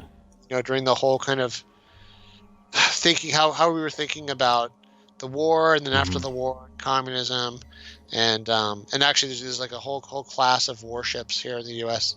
named in his honor. Oh wow. But So he was a really big time player back in the day. yeah, he was like a Dulles level or Foster level Oh guy. wow. Maybe even bigger in some ways. And it's Mm. funny, I think his name also comes up for some of the UFO conspiracy. Okay, so, so, 'Cause he was so this right guy had around. the touch in everything. Like he Yeah, had his hand the in every he's direction, essentially. part of everything. Yeah. So he was interesting too, because what happened was, um, he starts kind of arguing a lot with Truman, and I think it starts having some kind of disagreement, Okay. and supposedly his mental health starts rapidly deteriorating, and they put him in medical care for quote unquote depression, and then supposedly he threw himself out the window of his hospital and died. The And this same. Oh my same god. kind of thing. And it's I guess it's interesting Whoa. because this is someone else once again that knew a lot of important. It doesn't have to be UFO stuff. He knew a Right. lot of secrets about a lot of like the defense era stuff, and like Yeah. nuclear technology and things like that. And once again, it's like, Very valuable information. valuable information. They start getting crazy. They start worrying about someone blabbing, and they start Whoa. doing a lot of stuff. If you look at the treatment, oh, treatment included narcosis with sodium amytal, which is a different mental drug. But they were using insulin subshock and all Sodium these things. uh, Sodium amytal is a amidon, yeah. yeah First different. They were week, narcosis with sodium amytal. Second to fifth week, a regimen of insulin subshock combined with psychotherapeutic interviews. According to yeah. Dr. Rainey's, the patient overreacted to the insulin much as he had to the amytal, and this would occasionally throw him into a confused state with a great deal of agitation and confusion. And then the fourth week, insulin administered only in stimulating doses, 10 units of insulin 4 times a day. Whoa. Morning, noon, afternoon, and evening. According to Dr. Rainey's, we considered electroshock but thought it better to postpone it for another 90 days. In reactive depression, if electroshock is used early and the patient is returned to the same situation from which he came, there is grave danger of suicide in the immediate period after they return. So strangely enough, we left out electroshock to avoid what actually happened anyhow. So okay, so they actually feared that he would commit suicide, so that's why I did not administer, I guess, electroshock, but he, allegedly jumped out of the window also. Still did it. So it's like once again, it's like somebody that Yeah. supposedly is being monitored, yet they still managed to do this. And once again, it was somebody that knew a lot of secrets. It's worth pointing out that kind of around similar timing, one of our most famous nuclear scientists, von Neumann, Oh yeah. who's just a pillar, intellectual pillar of um, it's actually computer science is one of the areas where he made a lot of development, Mm. as well as all the nuclear stuff and information technology. When he got cancer, and then was in the hospital and was under heavy medication, No. he was guarded Yeah. by he died normally, but he Oh, was okay. guarded Okay. by the military Yeah. to make sure that when he was like under medication that he never blabbed anything. Oh, okay. I thought you Yeah, I thought you were going to say that he was he guarded was he to was not jump out the window. no well no but just always that concern about in this point of time, because this is just right around the time that the Soviets just finally steal nuclear secrets from us and things like that. It's where a lot of stuff was going on, Yeah. where we were really afraid of the Soviets and the communists, the China, etc. And I feel like they were extra paranoid. So it's interesting to look at this, and wonder if any of the other programs either looked at this or had anything to do with this, as terms of like, just once again, like keeping secrets, erasing memories, the idea that like someone could be really important, Yeah. like Olson. Olson could be really important. Like, could you either erase his memory or make him go crazy or make him kill himself? Like, how could you clean up after yourself if you were doing something really devious? So, Yeah. So um, MK Ultra was essentially would help the CIA with their lack of imagination in terms of getting rid of people. Because like how many people yeah, can jump out of the window in a row? yeah. So Before instead, make someone them starts asking questions. like us, right? Yeah. So Yeah. instead, make them go crazy, make them lose their memory. Hope, unfortunately, it doesn't seem like LSD does that. Everybody, I haven't read anything that said. I mean, of course, there's plenty of mentally ill people who blame, some aspect of that mental illness on psychedelic use, and maybe that's true. Maybe it does unhinge Maybe. people. Anyways, what happened was, when this was all shut down some years later, supposedly, and in the 70s, when all this came out in different hearings, um, they claimed that like, oh, they stopped that kind of research and that it never really worked. So Gottlieb supposedly, when he retired, was supposedly disappointed in his own Work? career, that Oh, he hadn't okay. really, yeah, hadn't really achieved much, and it's hard to really tell. Like, once again, I mean, if suppose he did, is he going to brag about it? Is he going to like, oh, you should see the stuff we have today because of all the stuff I did? Yeah. But there were certainly a lot of lawsuits. One of the things we thought that would be worth mentioning is, coming out of this whole, Yeah. this whole thing is some of the famous participants. So Oh, one of yeah. the ones I'm going to mention is Whitey Bulger, who for sure was a participant. And it's interesting because he was a good case. So Whitey Bulger, for reference, is he was a famous Irish American gangster, and he was a fascinating character because, like if you've ever seen the movie The Departed, is basically I feel about like I him. have, yeah. I feel like I Yeah, have, yeah. they kind of changed it at the end where they have they have him die in the movie, but that doesn't really happen. What really happened was this gangster guy. It was fascinating because he turned out to be really dangerous. Really, not so much for normal people. Interestingly enough, unlike other gangsters that seem to Yeah. victimize a lot of non criminals. Yeah, regular civilians, yeah. Yeah, regular human beings. He would victimize a lot of his own kind of class of folks, I guess. Other gangsters, he would routinely turn on his own, have his own people or his own associates killed off or competitors killed off. And he was also, interestingly, cooperating with the FBI. And then what was really crazy was he essentially went missing. Nobody could find him. They thought maybe he was dead for like decades, and then he suddenly, yeah, and then he suddenly turns up in Santa Monica. I forget how they tracked him down. There was something that led them to him, and then here's the craziest part. This just happened last year. Okay. So what happened was they finally caught him after decades. He was on the most wanted list for a really long time with FBI. They catch him because he was still wanted for some real crimes. Yeah. Even though he was cooperating and ratting out. Well, because he was ratting out his fellow mob people, the mafia itself, like the Italian mafia, always had they had a price in his head for a long time because that's the biggest rule in the mafia is you don't talk to you don't snitch, essentially. Yeah, you don't snitch, exactly. So what's fascinating is he gets tried, he gets convicted, and for whatever reason they decide to take him to the general population part of a federal prison, and literally within 4 hours of him arriving, some other mafia guy, this guy wasn't even an Italian mafia, he was actually like a Greek American guy who had Italian mafia connections and who was in prison for life already for actually a made member of the mob, an Italian, a full Italian American member of the mob had actually ratted on this guy that killed him. So this guy is like a hitman who's in there already. This hitman, and maybe with some help, beats Whitey Bulger's head with like a bag of padlocks so badly that his eyes came out. His eyes actually bulged out of his head.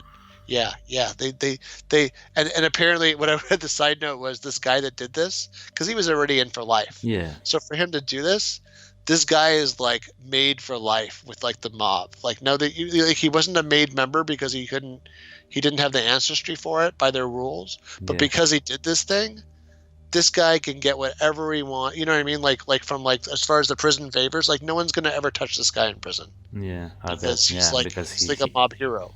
Yeah. So whoa. So anyway, that's dark. So I mentioned this because what was interesting about Whitey was he was actually one of the prisoners that they did this program, this MK Ultra program on. So what happened was they came to him when he was a much younger man, and he was just, I think, in one of his first terms in prison, and they said, "Hey, guess what? We're working on this medication, and it's going to help cure schizophrenia, but we need some, it's harmless. We just need some patients to treat with it." And they gave it to him like 50 times, and he said that every time. Jeez, that's so much. He said they totally lied to him what it was about, the expectations. He said it was just horrible every time. I mean, imagine a criminal like that. Probably there's a lot of things they feel bad about when they do psychedelic, and It's like and all of those bad memories come back to light. Yeah. flooding back. And so, he said he said he never really recovered from that. Like he said, Though I it bet had a 50 permanent times. mental. That's like, how can you recover from that?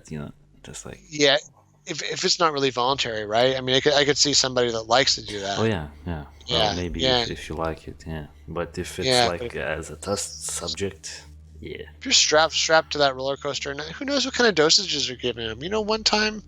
One time they gave an elephant as one of those tests. It wasn't part of this MK Ultra, it was something else. Yeah. They gave an elephant LSD injection, and they misjudged the dosage. So they gave it like 1,000 times more than it was supposed to get, What? and Oh it actually yeah. I think it I've actually heard dropped about it. dead. Yeah. Yeah, it had its heart stopped, Jeez. um, just from the fear. So yeah, it was interesting because one of the jurors in his trial said that if she had known that, she would have voted not guilty because of the Of reasons of the insanity. Yeah. yeah, just because of the kind of the idea that it may have totally changed the trajectory of his life. So that was one famous person. Now this other one is not quite confirmed, but it seems quite possible. Was there was here in the U.S. This I think is a lot more famous name than maybe internationally. But if you've seen the uh, uh, Netflix series, I think it's Manhunt. I've heard about. I haven't seen it, but I've heard about it. Yeah, it was confusing. And there's like Manhunter and there's Manhunt, I think. So this Hmm. one's about what happened is there was someone that the FBI was looking for in the 90s, like when I was in high school. They were looking for this guy. It was called the Unabomber, and they weren't really Hmm. sure who this person was. And what was going on was somebody kept mailing bombs to like these important scientists or people. What? Yeah, Yeah. yeah, like I mean, it wasn't the kind of people you think would get a mail bomb, right? If someone gets a mail bomb, you think it would be like Whitey Bulger, right? Not Yeah. not like the head of computer science or at a university or something. So yeah, these bombs kept going off, and what was crazy is these bombs were made out of wood. I mean, they had explosive parts, but like they were like wooden mechanical. It Yeah. was just it was very different. It's Whoa. very distinct, and it's Wooden almost like bombs. That's like. That's it's crazy. very it's just very very strange. So what happened was it turned out it was this weird guy living in like the cabin in the woods up in like it's like Montana or something. He was way out in the middle of nowhere. And what it was is it was this guy who was actually a genius. It was a brilliant former professor who had gone to Harvard and whose mental health had gradually deteriorated. That And Kaczynski, right? yeah, Ted Kaczynski, and who by no means was a stupid person. He didn't have any history of violence or anything, but he had gone in this like bombing spree. So essentially, he was a serial killer because he'd killed multiple people like Yeah. this through his bombs, and bombs are fingerprints. So, like bombs often are made in a specific way, so it's easy to tie it to the same person. These are like Um, wooden bombs. Like yeah, yeah, what? like What is that all about? so. Well, yes, that was a weird thing. Was he had this? It was interesting because he's the short version is he's worried about Skynet. Um, What? like the kind of like AI taking Terminator? over. Oh, for real? Yeah, I mean, Even this back in is the day? That's yeah, crazy. yeah. Back in like he wasn't really referring to the movie, but he'd had similar thinking, I guess, that this advance in technology was going to change our culture and wreck our culture in a way that was going to be unacceptable. And he'd kind of come to this way of thinking, and he decided, much like if you've ever seen Terminator 2, when she I tries to kill have, that yeah. one scientist. Yeah. Okay, so the idea is, oh well, maybe you can stop it if you start killing like key figures in Oh my technology. god, so this guy Yeah, was actually insane. yeah. I mean, it's probably a good thing for like the Google people, and folks like that Kaczynski wasn't around. I mean, Bill Oh Gates was yeah. around. He Steve was Jobs was he around at he that would be point. sending them wooden bombs like on a daily Yeah. basis. Oh yeah, especially Google because just the AI involved and the Yeah. the kind of processing. So I guess when they kind of trace back, like, when someone does something horrible like this, and yeah, the other thing was, one of the ways they found him was, he said that he would not he would stop bombing if newspapers would print this long, it's called a manifesto, Yeah. this long paper that he read, and actually, if you read it, the paper is interesting. It's funny. One of my MBA classes, without realizing what we were reading, we read a paragraph of it, and then he said, "Oh yeah, and that's this guy's manifesto." And you're like, "Oh," because up until you told me that, it sounded like a well thought out thing, and it made sense, and it didn't sound ridiculous. Right. And then, and now, of course, if you read it, like, I've actually read it before, and it's pretty long, and at some point it does get ridiculous or like controversial. But when they kind of sort of like, okay, this guy doesn't seem super crazy. Why did he do this? So one of the things they found out was, it was interesting, was when he was at Harvard. This guy went to Harvard because he was brilliant. Yeah, of course. Yeah, he was. He. It's interesting. It was kind of like it was similar to the Whitey Bulger thing, where they said, "Hey, how'd you like to participate in this like kind of psychology thing we're doing? And it's just going to be like therapy, and you're just going to talk, and we're going to talk about things. And we're just going to kind of study your mind." And then the thing he volunteered for, and mind you, like, he stayed in it. I mean, I guess at any point, Yeah. it kind of shows you the power of, like, maybe especially for certain people, like, if you sign up for something, almost no matter how degrading or awful it gets, you might still stay in it because you feel like you owe, like your word is, Yeah. you know what I mean? Yeah. Yeah. So it turned out to be, I don't think I'm MK on the Ultra? fence. No way. Well, it was like, yeah, right. I mean, it was like, and I'm not sure. I couldn't find anything that said specifically that he had LSD. Right. But it is possible. I think especially. But this thing that they subjected him to was, even without LSD, certainly a form of like some kind of psychological torture. I mean, it was somebody essentially like shouting at you and humiliating you and playing recordings of you back to yourself. So and using that. So while he was just a regular student? Yeah, while he was a What? student, still trying to do, and he's like a graduate student too at some point after that. So while he's a student, Christ, he's like a why would student, you why would you do that to a regular, student who seems like he's a brilliant person?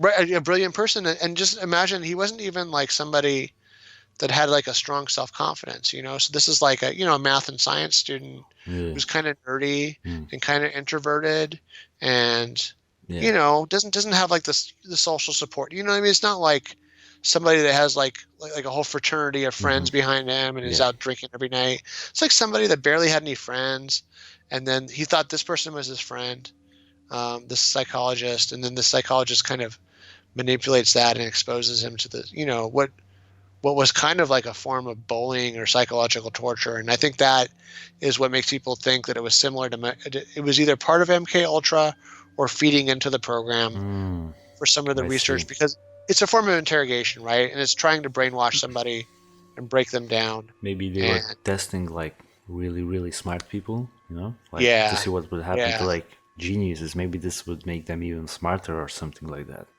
Or at least or see if you could break them down, and just like Olson, right? Right. If you need to. This guy right here, he's similar to those like German scientists in a way that he's like really smart. So yeah. To see what happened. If you need to break him? What if you need to erase him? Yeah. What if you need to? Yeah, and then I mean, some of the other ones were. It's worth mentioning. Ken Casey. So like the funny thing was, there's a quote from John Lennon thanking the CIA for all the acid, because he basically, it seems like the CIA helped get acid, all the LSD out to a lot of these hippie groups. But one of them was Ken Casey, who's known for writing One Flew Over the Cuckoo's Nest and was part of kind of this movement. Probably not just Ken Casey, but okay. Yeah, it went around. Well, yeah, it's spelled Kesey. Okay. This Ken Casey, he was part of kind of this group of people that went around the U.S. kind of spreading the word about LSD and expanding your mind and things like that. And there's another person that, had been exposed. I actually volunteered for the experiments, and that was where he first ran into it. And after it, he actually became like a proponent of LSD. So like once again, just like Hoffman, became one of those kind of hippies that was out there saying, well, this can change your life for the better when you're not when it's not being forced on you, and when you know what you're getting into. So that was sort of a positive side of this, and he was one of several different counterculture folks like Gingrich, who's a favorite poet. Yeah. He's just different folks from that era. That we're just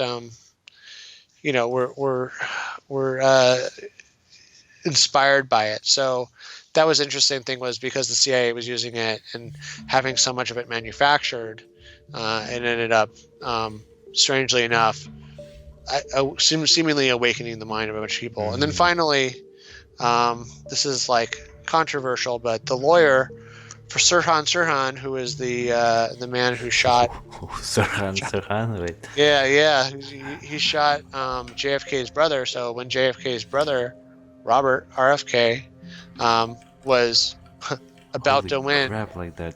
The nomination, the Kennedys just can't stay alive. They couldn't. Yeah, once they get in the bad side of the CIA, right? So, oh my God. So they say. So, RFK, he was actually having a very strong political career. He was about to win the Democratic nomination for the party, for Democratic Party, and probably would have won the presidency. And this guy shoots him in a hotel lobby in Los Angeles. A hotel restaurant in Los Angeles. And this guy's lawyer always claimed that this guy was essentially brainwashed into doing it. That Sirhan? Yeah, that Sirhan was like an Oswald or something that had been somehow manipulated, or was a patsy, or had been somehow that's interesting. That's really interesting. Person to doing it. So he's one of those ones where like, who knows if that's true or not? I mean, but he claims that it was somebody that was actually like somehow brainwashed into becoming like a Manchurian candidate and doing something like that. So that's what he always links it to. Yeah. So that's maybe a show topic unto itself.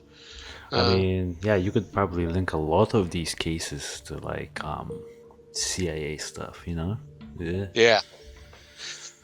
So I feel like that's about the end of it. Like I said, in the 70s, a lot of this stuff came out. Even though they had tried, Gottlieb at one point had gone and tried to destroy a lot of the paperwork, but some of it was in a different location that never got destroyed. So when they started having these hearings in the 70s, a lot of this stuff came to life through Freedom of Information Acts and other things. And, even now, there's still, more attention and focus on it.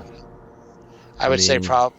I wish we could see the rest of the documents, not only the ones that were preserved, but the actual ones that were destroyed. Maybe they would answer these questions, about Sirhan, Ted Kaczynski, Whitey as well, So maybe, who knows? Maybe they were all involved in MK Ultra or similar projects of that nature from the CIA, So it's certainly scary. I mean, one of the things that was disturbing from the book was at one point Alan Dulles. So he had a son who's who was actually very, very promising intellectually, and then he served in the military during the Korean War. He was an officer, and he received a brain injury, I think, from a mortar shell, some kind of explosion. So he was never quite right again. He had some. I don't think he had intellectual impairment, but I think it had affected other parts of his brain that affected his ability to control himself and some of the reasoning. So at one point, Dulles actually put his son under some of these MK Ultra doctors and let them do whatever they wanted to try to treat his son. To try to. But maybe that was from good intentions. Maybe he really believed in the system.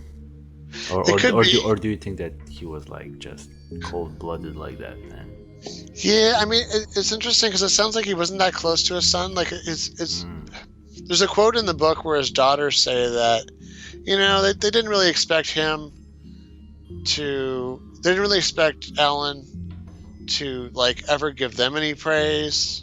I Right. guess because of kind of the sexism of the day, and I've heard that from like my mom and stuff, how sexist stuff was back then for sure. Yeah. But they had at least hoped because his son was so smart and he had done so well in school, and he was so smart that even at like Princeton, he was like, "Oh, this place isn't smart enough for me." Like he was Jeez, just like doing, yeah, he even was at really, Princeton. God damn. yeah. It seemed like maybe Alan maybe was kind of competitive with his son. Like they didn't have a really close relationship, and Alan was also cheating on his wife a lot, and apparently the son was more like a Mm. mama's boy. He was closer to his mother, so there may have been some kind of Animosity interfamilial or some. resentment. Yeah. Yeah, something. So it may have been that when his son came back and became kind of embarrassing, Yeah. and I mean, as disturbing as this sounds, JFK's dad did the same thing to JFK's sister. Well, JFK had a sister who was emotionally unstable, Mm-hmm. and his father had her lobotomized Wait, what does as that an mean? adult. So lobotomized is when they actually make a cut. They either sever part or between the frontal lobes. So they make they cut your brain basically and change your. It kind of makes the person not the same person they were before. Their emotions are not quite the same. Their Whoa, reasoning, their ability to, yeah, it's that's dark. That's really dark. You know? the front of your brain is where a lot of your personality is controlled Whoa. by. So yeah, so that was actually one of the reasons why JFK made some strong changes to the laws around mental health in this country. But unfortunately, he was assassinated before he got a chance to fully formulate all the Changes. consequences. Yeah. Okay. So Yeah. unfortunately, he undermined the state's ability to do things, but he also undermined the state's responsibility. So Right. this is why we have so many homeless people in the United States, is because a lot of them are not. There isn't any funding to take care of them, even if we could legally force them to be in like a mental hospital. Oh wow. Oh wow. Yeah, Yeah, that's crazy to think about yeah. that. There's not enough funding to take care of all those people here. I Yeah. mean, holy crap. Well, this has been a fairly long podcast. I mean, I really enjoyed talking with you today, and I don't know. You think we covered everything? Here? I think I definitely went in more directions than I had thought I would go. So thank you to anybody who who has had the patience to listen this far, and we appreciate your subscriptions and your feedback. Right. Guys, catch us on the next episode, which is gonna be coming out on Saturdays as usual. And yeah, stay safe and peace out.